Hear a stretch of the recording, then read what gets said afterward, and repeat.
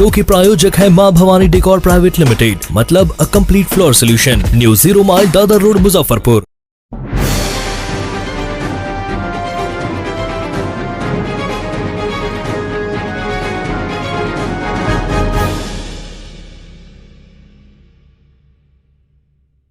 जन संवाद का कार्यक्रम आयोजित करने का निर्देश प्राप्त हुआ है। इसी कड़ी में जिलाधिकारी महोदय के आदेशानुसार सभी प्रखंडों में जिलाधिकारी महोदय के स्तर से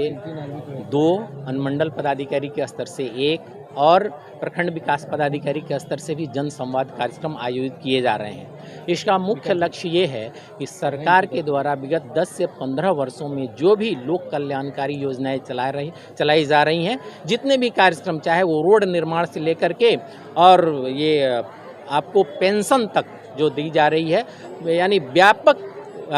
तौर पर जो लोक कल्याणकारी योजनाएं चलाई जा रही हैं, उसका फीडबैक लेने के लिए प्रशासन के तीनों स्तर के लोग जन संवाद कार्यक्रम के माध्यम से यह जानने का प्रयास कर रहे हैं कि क्या जो योजनाएं चल रही हैं वो धरातल पर सही रूप से उतर पा रही हैं या नहीं। अगर उसमें कोई समस्या है तो हम लोग जो लाभार्थी हैं उनसे फीडबैक प्राप्त कर रहे हैं कि अगर कहीं भी सुधार की कोई गुंजाइश है या कोई आपकी शिकायत है तो उसका हम लोग हर एक काउंटर पर एक रजिस्टर का संधारण करा रहे हैं कि जो लोग अपना फीडबैक दे सकते हैं और लिखित रूप में अपना शिकायत भी दर्ज करा सकते हैं। उन शिकायतों का, उन सुझावों पर 15 दिनों के भीतर में कार्रवाई की जाएगी और जो नीतिगत मामले हैं उसमें जिलाधिकारी महोदय स्वयं अपने स्तर पर कार्य करेंगे। तो इस प्रकार से आप देख रहे होंगे कि इसमें हमारे जो त्रिस्तरीय पंचायती राज व्यवस्था के जो जनप्रतिनिधि हैं उनके द्वारा जो कार्यक्रम चलाए जा रहे हैं, उनकी जो सहभागिता है, उसके आधार पर जन संवाद कार्यक्रम अब तक तो काफ़ी सफल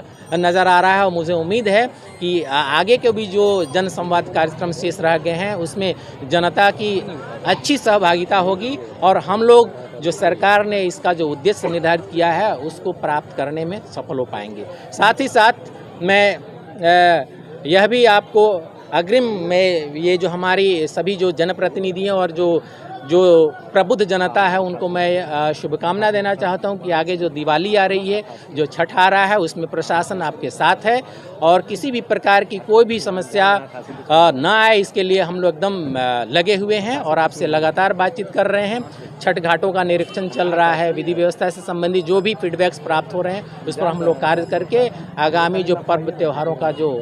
मौसम है उसको बढ़िया से हम लोग निष्पादित कर पाएंगे। मुखिया जी के द्वारा एक प्रस्ताव दिया गया था कि खेल मैदान को लेकर के उसको लेकर क्या जी, मुखिया जी के द्वारा एक प्रस्ताव दिया गया कि इनके यहाँ 2 से 3 एकड़ कोई ज़मीन है तो उसमें खेल का मैदान बनाया जा सके। इसमें हम लोगों ने विचार किया तो हमारे मनरेगा के जो पीओ साहब हैं उन्होंने बताया कि सर उसमें हम मिट्टी भराई का कार्य, समतलीकरण का कार्य और गोल पोस्ट का निर्माण मैं मनरेगा की योजना से मैं कराऊंगा। और साथ ही साथ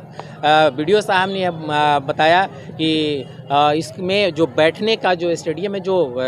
सीढ़ीदार जो होता है, स्टेयर्स जो होता है, वो निर्माण कार्य कराने का अनुरोध माननीय स्थानीय विधायक जी से करेंगे। और मैं भी आपको बताना चाहूँगा कि मैं भी विधायक जी तक यह बात पहुंचाऊंगा ताकि यहाँ पर जो ज़मीन उपलब्ध है वहाँ पर स्टेडियम का निर्माण हो सके और इसका लाभ बच्चे उठा सकें। सर, छठ घाट के निरीक्षण के बाद जो कही आ रही थी जी, वो झिंगहा और पहाड़चक घाट के पास काफी दयनीय स्थिति है बूढ़ी गंडक नदी में। ठीक है। जो लगभग साल में 10 से 12 ऐसे ही डूब के मर जाता है। अच्छा। और वहाँ स्थिति बड़ा दयनीय है और पहले वहाँ पे एक एयर बैग करके जो आता है ना, वॉलंटियर रखा जाता था बना करके। हाँ। और लगभग 3 साल से वहाँ नहीं ऐसा नहीं, तो मैं आपको बता दूं, अभी हाल ही में जिलाधिकारी महोदय और हमारे जो पुलिस कप्तान महोदय के द्वारा एक जिला स्तरीय बैठक की गई थी जिसमें निर्देश मिला हुआ है कि अंचल अधिकारी, प्रखंड विकास पदाधिकारी और संबंधित थाना अध्यक्ष लोग संयुक्त रूप से ऐसे घाटों का निरीक्षण करेंगे जो अगर ऐसा है डेंजरस है तो उसको चिन्हित करेंगे, वहाँ पर बैनर लगेगा कि इसका कोई उपयोग नहीं कर सके। और साथ ही साथ जहाँ भी नदियों में जो घाट बन रहे हैं वहाँ पर गोताखोर जो आपके लोकल लोग होते हैं, गोताखोरों की भी हम लोग डिप्टेशन करेंगे और इसका सारा नियंत्रण आपके अंचल अधिकारी के हाथ